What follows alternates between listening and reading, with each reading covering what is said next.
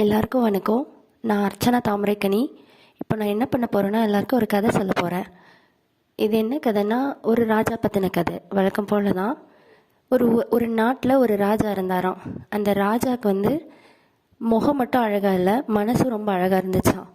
ஏன்னா அந்த நாட்டில் இருக்கிற ராஜா அந்த நாட்டோட மக்களுக்கு மட்டும் இல்லாமல் அந்த நாட்டுக்கு வர்ற மற்ற பயணிகள், புலவர்கள் அப்படி இருக்கிறாங்க இல்லையா, அவங்க எல்லாருக்குமே உணவு பரிமாறணும்னு நினச்சாராம். அதுக்காக ஒரு பெரிய கூடாரத்தை அமைச்சு அங்கே வர்ற எல்லாருக்கும் அவர் உணவு பரிமாறுறதுக்காக உணவு ப்ரிப்பேர் பண்ணி கொடுத்தாராம். அப்படி டெய்லி கொடுத்துட்டு வர்றப்போ அந்த நாட்டில் இருக்கிற மக்களும் சரி, வெளியிலேருந்து வர மக்களும் சரி, அந்த ராஜாவை ரொம்ப பாராட்டினாங்களாம்.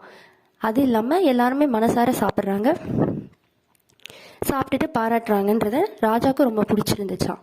இது இப்படியே கண்டினியூ ஆகிட்டு இருந்துச்சான். ஒரு நாள் வழக்கம் போல் சாப்பாடெல்லாம் பரிமாறத்துக்காக எடுத்து வச்சுருந்தாங்களாம். அப்போ வெளியில் இருந்துச்சான் அது எல்லாமே. அப்போது வானத்தில் ஒரு கழுகு பறந்து போயிருந்துச்சான். அந்த வானத்தில் இருந்த கழுகு பறந்து போச்சு இல்லைங்களா, அதோட வாயில் ஒரு இறந்த பாம்பு இருந்துச்சான். அந்த பாம்பினுடைய வாயிலிருந்து ஒரு துளி அந்த சாதத்தில் விழுந்துருச்சு. அப்படி விழுறப்போ இது அங்கே பரிமாற யாருக்குமே தெரியல. அப்படியே சாதத்தை எடுத்து மற்றவங்களுக்கு பரிமாறிட்டாங்க. அப்படி பண்ணும்போது என்ன ஆயிடுச்சுன்னா, அதை சாப்பிட்ட ஒருத்தர் இறந்து போயிட்டாரு. இப்போது சித்திரகுப்தர் கேட்குறாரு, இந்த கணக்கை நம்ம யார் மேலே, இந்த பாவத்தோட கணக்கை நம்ம யார் மேலே எழுதுறதுன்ட்டு. அதுக்கு யமதர்மராஜா சொல்கிறாரு, இந்த ராஜா மேலே எழுதிட்டுமான்னு சித்திரகுப்தர் கேட்குறாரு. அப்போ கேட்கும்போது யமதர்மராஜா சொல்கிறாரு, இந்த ராஜா மேலே எப்படி எழுத முடியும், ராஜா நல்லது செய்யணும்னு நினச்சாரு, அவருக்கும் இந்த விஷயத்துக்கும் சம்மந்தமே இல்லையே அப்படின்னு சொல்கிறாரு. சரி, ஓகே, அப்போது இந்த கழுகு மேலே எழுதட்டுமான்னு கேட்டார். அப்போ கழுகு அதோட இரையை தான் எடுத்துகிட்டு போச்சு. அப்போ எப்படி இந்த கழுகுக்கு மேலே நம்ம எழுத முடியும், அதனால கழுகு இதில் சம்மந்தப்படாது அப்படின்னு சொல்லிட்டாரு. சரி, அந்த பாம்பு மேலே எழுதட்டுமா அப்படின்னு கேட்டார். அப்போது அந்த பாம்பு அது ஒரு விக்டிம், அது இறந்து போயிடுச்சு ஆல்ரெடி. அது ஒரு இரையாக்கப்பட்டு இறந்துடுச்சு. அப்போ அது மேலே எப்படி நம்ம எழுத முடியும்னு சொன்னார். அப்போ இந்த கணக்கை நம்ம யார் மேலே தான் எழுதுறதுன்னு கேட்டதுக்கு யமதர்மராஜா சொன்னார் சித்திரகுப்தர்கிட்ட, இந்த கணக்கு எழுத வேண்டிய நேரம் வரும், அப்போ நான் சொல்கிறேன், அது வரைக்கும் இந்த கணக்கை வெயிட்டிங்லேயே வைங்கன்னு சொல்லிட்டாரு. ஓகே, ராஜா கொஞ்ச நாள் மன வருத்தத்தோடு இருந்தார். கொஞ்ச நாளுக்கு அப்புறம் ராஜா என்ன பண்ணாருன்னா, ஓகே, நம்ம இந்த முன்னாடி சாப்பாடு போட ஆரம்பிச்சோம் இல்லையா, அது அந்த மேலே நம்ம மேலே எந்த தப்பும் இல்லை, அதனால் நம்ம இந்த பணியை மறுபடியும் கண்டினியூ பண்ணலாம் அப்படின்னு சொல்லிட்டு மறுபடியும் சாப்பாடு போட ஆரம்பித்தார். இது முதல்ல எதிர்ப்பு வந்தாலும் மறுபடியும் மக்கள் அதை ஏற்றுக்க ஆரம்பிச்சிட்டாங்க. இப்படியே போயிட்டு இருந்துச்சு. அப்புறம் கொஞ்ச நாளுக்கு அப்புறம் அந்த ஊருக்கு வந்த ஒரு பயணி, எனக்கு ரொம்ப தாகமாகவும் பசியாகவும் இருக்குது, இங்கே ஏதாவது சாப்பாடு இருக்கா அப்படின்னு சொல்லிட்டு ஒரு லேடிக்கிட்ட கேட்டாங்க.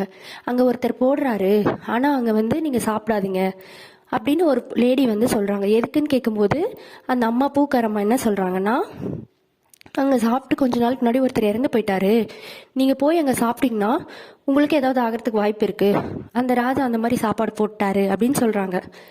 அப்போது யமதர்மராஜா கூப்பிட்டு சொல்கிறாரு, இப்போ நான் அந்த பாவ கணக்கு இருக்கு இல்லைங்களா, அந்த கணக்கை இந்த லேடி மேலே எழுதுங்க அப்படின்னு சொல்கிறாரு. சித்திரகுப்தர் கேட்குறாரு, எதுக்காக இந்த லேடி மேலே எழுதணும்னு. அப்போது அந்த லேடி மேலே ஏன் எழுதணும்னா, ராஜா எந்த தப்புமே பண்ணலை, கழுகும் எந்த தப்பும் பண்ணலை, அதோட இரையை தான் எடுத்துகிட்டு போச்சு, பாம்பும் எந்த தப்பும் பண்ணலை, அது ஒரு இரையாக ஆக்கப்பட்டுருச்சு. இப்படி இருக்கிற பட்சத்தில் அந்த பாவம் யாருமே எந்த பாவமே செய்யாதப்போ ராஜா மேலே அனாவசியமாக வீண் பழி போட்ட இந்த பெண் மேலே தான் அந்த கணக்கை எழுதப்படும் அப்படின்னு சொல்லிட்டு. இதுலேருந்து என்ன தெரியுதுன்னா, நம்ம அந்த விஷயத்தில் சம்மந்தப்படலைனா கூட மற்றவங்களுக்கு என்ன நடக்குது, ஐ மீன் அவங்களுக்கு என்ன நடக்குதுன்றது தெரியாமலே நம்ம ஒருத்தரை பற்றி பேசக்கூடாது. அதுதான் முதல் இது. நம்ம சம்மந்தப்படாத விஷயத்தையும் நம்ம பேசக்கூடாது. அதே மாதிரி இந்த ராஜாவை போல நம்மளும் ஏதாவது நம்மளுக்குள்ள ஒரு டிஸ்ட்ராக்ஷன் இருந்துச்சு, இல்லை நம்ம செய்கிற வேலையில் ஏதாவது தடைகள் இருந்துச்சுன்னா அந்த வேலையை நிறுத்தாமல் நம்ம கண்டினியூ தான் பண்ணணும். நம்ம ஒர்க்கில் யார் எவ்வளோ ப்ரெஷர் கொடுத்தாலும் நம்ம அதை கண்டினியூ தான் பண்ணணும். அதை நம்ம விட்டுறக்கூடாது, அது நல்ல செயல்ன்ற பட்சத்தில். இதுதான் இந்த கதையோட moral of the story. Thank you. இந்த கதை என்னோட குழந்தைக்கு நான் சொல்லணும்னு நினச்ச ஒரு கதை. என்னோட குழந்தைக்கு இப்போ இந்த கதையை புரிஞ்சுக்கிற வயசு கிடையாது, ஆனால் அவளுக்கு அந்த குழந்தையோட பருவத்தில் ஒரு சொல்ல வேண்டிய முக்கியமான கதை தான் இந்த கதை. இந்த கதையில் என்னென்னா, நம்மளை மாதிரி ஒரு பெரியவங்களும் இந்த கதையில் இருக்கிற கருத்தை தெரிஞ்சுக்கணும். இதை நீங்களும் உங்களுக்கு பிடிச்சிருந்தா உங்கள் குழந்தைக்கு சொல்லுங்கள். நன்றி.